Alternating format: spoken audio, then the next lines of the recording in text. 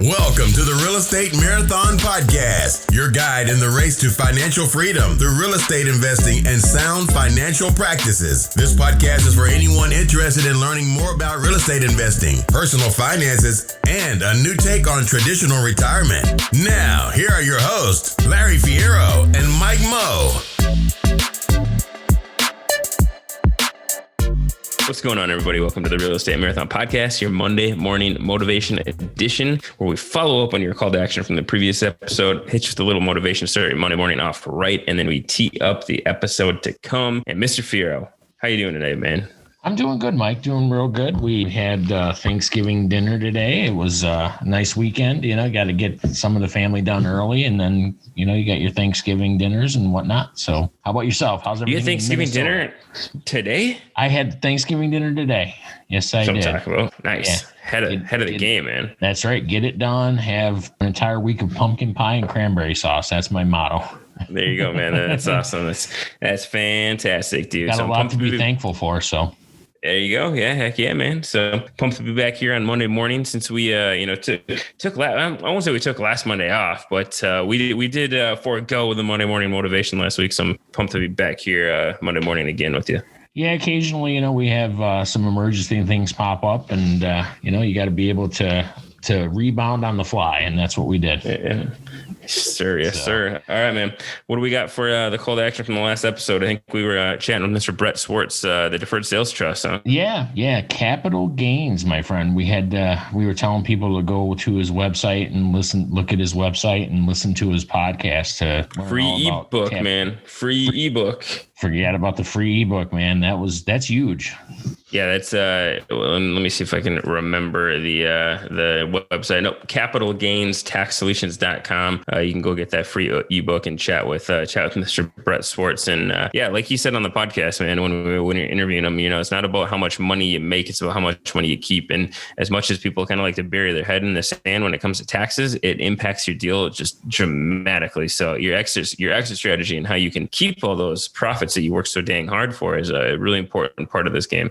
It's huge. And, you know, you want to make sure that you're paying your fair share of taxes, but there's 1,000 million billion codes out there that allow you to not pay taxes. So go ahead and find out which ones allow you to not pay taxes and don't pay taxes on it. Pay your fair share and not a penny more. Or let me even break it down a little bit more than that. Pay only what is legally required to pay. Right? Exactly. Yep. Like you said, there's 1,000 different tax rules on how not to pay taxes, and that is the government incentivizing you on where to spend your money. So, and I'm not paying more than I have to. Yep. So yeah, man. So good show with Mr. Brett Swartz there. So check that out. Yeah. So today's Monday. We're gonna get motivating everybody, get them all pumped up for the week ahead.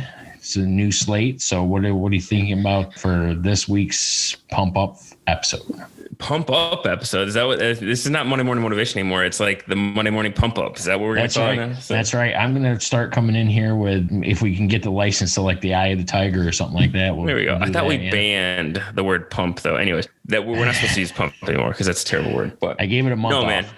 Yeah, there we go. So no, dude, we're going to talk about just the constant learning that is required to consistently, you know, be on top of your game. So people always, I won't say always, but a lot of people get frustrated when they can't do something right off the bat, or they get frustrated when stuff's hard, but that's the learning process, man. If everything's so dang easy, then where's the fun of that? So, and you know, this came to me when I was reading a book by Mr. James Altucher, which is a fantastic author. And, you know, one of the quotes out of that book was, "Learning never stops. Many people die at 25, but are not put in the coffin until 75. The learning stopped early for them." So, dude, if people, you know, go to school, go to college at 25 and then stop learning until the rest of their life, how boring is that, man? You got to consistently be learning, consistently be pushing yourself. I try to go out of my way to learn at least one thing every day.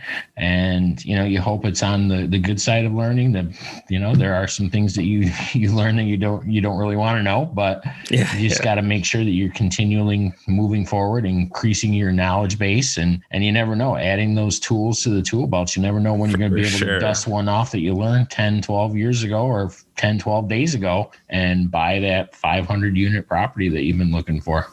Yeah, right, man. And the other thing it does for you, and I realized this doing this myself the last couple of weeks, is it just reframes your mind when you're coming into really, really difficult things. So I was running into a lot of things that I haven't done before, and it was really time consuming and tedious because, when you do something for the first time, it's difficult. You're not going to whiz through it. But, when you can look at that as like, yeah, I'm learning this, and it's a learning process. It's not, it kind of reframes that as like, well, instead of just being crappy and hard, it's a learning process. So it's a little easier to get through it at the end at that rate.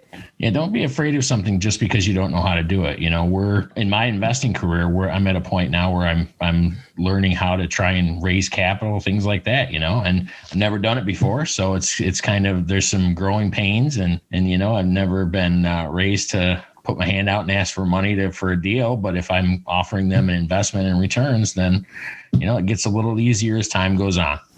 Yeah, man. And in a year, it's going to be cake. And that, the next thing that you're learning is going to be the difficult thing. So yeah, if you ain't growing, you're dying, man. So that's right. And if your goals don't scare you, you got to get bigger goals.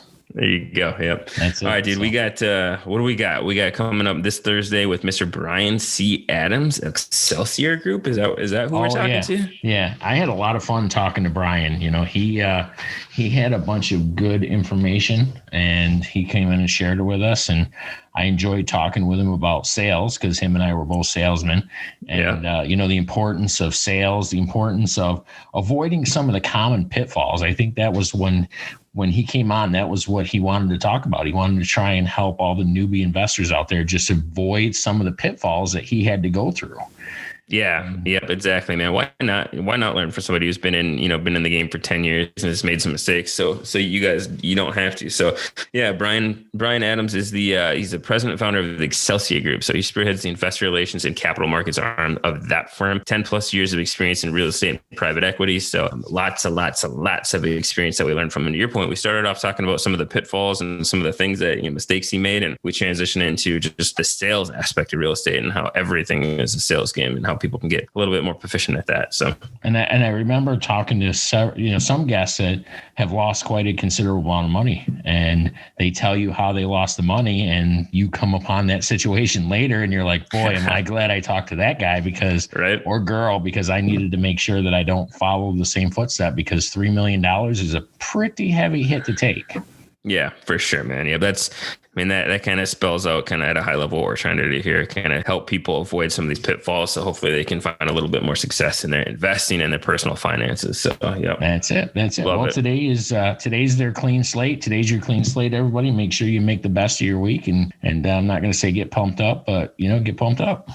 There you go, man. All right. Thank you guys for tuning in to another episode of the Real Estate Marathon Podcast. We'll see you next time. Take care. Thanks for listening to the Real Estate Marathon Podcast. If you found value in any of the content from this show, consider supporting us in the following ways. Subscribe to the Real Estate Marathon Podcast. Leave a rating and review. Continue the conversation with like-minded individuals on social media by heading over to the Real Estate Marathon Podcast Facebook group, or follow us on Instagram and Twitter at Real Estate Marathon Podcast.